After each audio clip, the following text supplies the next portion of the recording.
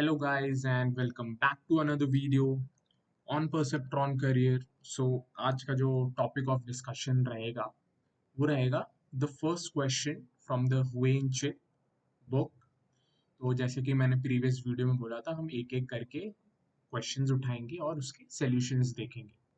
तो आज हम सबसे पहला क्वेश्चन उठा रहे हैं, ये होगा मैथ्स के अंदर वेक्टर्स टॉपिक का। ठीक है, हम मैथ्स से शुरू कर रहे हैं और उस मैथ्स में सबसे पहला जो टॉपिक हम कवर करने वाले हैं वो वेक्टर्स, और हम एक एक करके सारे क्वेश्चंस देखेंगे। तो जो पहला क्वेश्चन है ना, वो डॉट प्रोडक्ट से रिलेटेड है। सो द क्वेश्चन इज कि what's the geometric interpretation of dot product of two vectors. काफी सिंपल क्वेश्चन है। ओके, और इन्होंने इसको इजी लेबल किया है, और हाँ, ये काइंड ऑफ इजी है। So let's see this question. Okay, so जो क्वेश्चन था मैं एक बार आपको वापस से पढ़ के सुना देता हूँ। What's the geometric interpretation of dot product. So question का सीधा ये मतलब है कि हम जब डॉट प्रोडक्ट लेते हैं कोई भी दो वेक्टर्स का, ज्योमेट्रिकली उसका मतलब क्या है, not mathematically, but the question is geometric interpretation क्या है। तो पहले हम सीधा इसके जो इसका करेक्ट करेक्ट सोल्यूशन है या करेक्ट कॉन्सेप्ट है वो देख लेते हैं।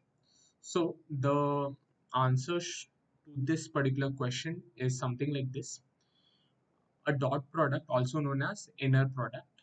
क्वेश्चन में आपको डॉट प्रोडक्ट भी बोल सकते हैं, इनर प्रोडक्ट भी बोल सकते हैं। It is a mathematical operation है ये, that takes two equal length sequence of numbers and returns a single number by multiplying corresponding entities and summing their product.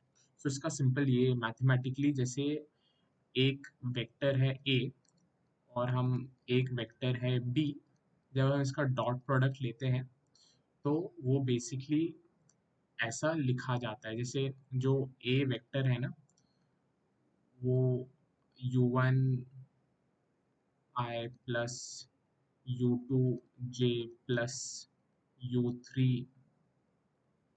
k, और जो हमारा b वेक्टर है वो v1 i plus v2 j plus v3 k है।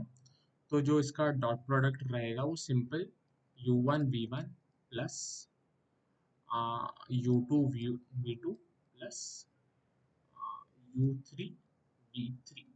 This is simply what a dot product means. ठीक है, dot product का ये मतलब है। सो जो इसमें जो क्वेश्चन पूछा गया है कि ज्योमेट्रिकली इसका मतलब क्या है, ये तो डेफिनेशन हो गया डॉट प्रोडक्ट का। So whenever you try to answer a question, so आप हमेशा ना एक ब्रॉडर पॉइंट से आके करेक्ट आंसर पे कन्वर्ज करना है, ये एक टेक्निक होती है। So whenever you are asked about cross product या outer product या dot product, जिसको inner product भी कहते हैं, so you define कि dot product is basically a mathematical operation in which you take two equal length of vectors, you multiply the corresponding values and you sum them. The geometrical interpretation of dot product is that it measures how much the two vectors are pointing in the same direction. This is the core answer.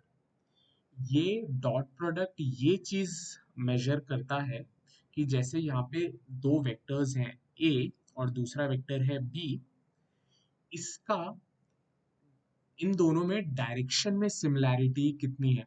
ये दोनों एक direction में जो point कर रहे हैं, जो इनके कंपोनेंट्स हैं वो एक पर्टिकुलर डायरेक्शन में पॉइंट कर रहे हैं, राइट, एक्स और वाई कंपोनेंट।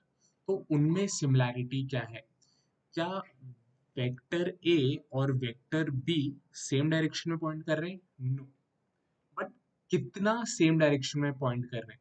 एक फ्रैक्शन होगा ना कि ए 25% बी के डायरेक्शन में है या 30% है।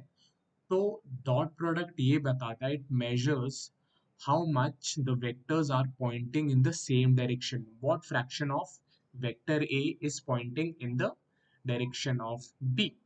ठीक है, सिंपल आंसर ये है. ओके, सो हमेशा याद रखना कि ये आंसर है, सेम डायरेक्शन में कितना पॉइंट कर रहे हैं. सो हमने फॉर्मूला भी देख लिया कि डॉट प्रोडक्ट का फॉर्मूला क्या होता है. इसका एक और फॉर्मूला होता है, मतलब सेम फॉर्मूला है, बस रिप्रेजेंटेशन अलग है. सो ए डॉट बी को हम magnitude of A vector into magnitude of B vector cos theta ऐसे लिखते हैं. दोनों का आपका आंसर सेम आएगा. इसका भी आंसर जो इस फॉर्मूले से निकालोगे डायरेक्टली मैग्नीट्यूड करस्पॉन्डिंग मैग्नीट्यूड के वैल्यूज को मल्टीप्लाई करके और सम कर दो, सेम आंसर आएगा. और इससे भी सेम आंसर आएगा. तो cos थीटा बेसिकली एंगल है दो वेक्टर्स के बीच में. ये जो वैल्यू है ये बेसिकली मैग्नीट्यूड ऑफ ए है, मैग्नीट्यूड ऑफ वेक्टर ए है. और ये जो बी वैल्यू है ये बेसिकली बी की मैग्नीट्यूड है, ये जो वैल्यू है. सो दोनों का मैग्नीट्यूड का प्रोडक्ट और cos थीटा. इसका अगर हम थोड़ा समझें कि ये ऐसा cos थीटा कहाँ से आया, तो बेसिकली क्या है ना कि जब आप इस वेक्टर का एक प्रोजेक्शन लोगे इस वेक्टर पे, वेक्टर ए का प्रोजेक्शन लोगे वेक्टर बी पे, तो ए cos थीटा होगा, क्योंकि x पे प्रोजेक्शन लेना है तो cos थीटा आया. तो यहाँ से इसका ये आ गया a cos थीटा, या हम इस केस में a डॉट b देख रहे हैं तो b cos थीटा आ गया.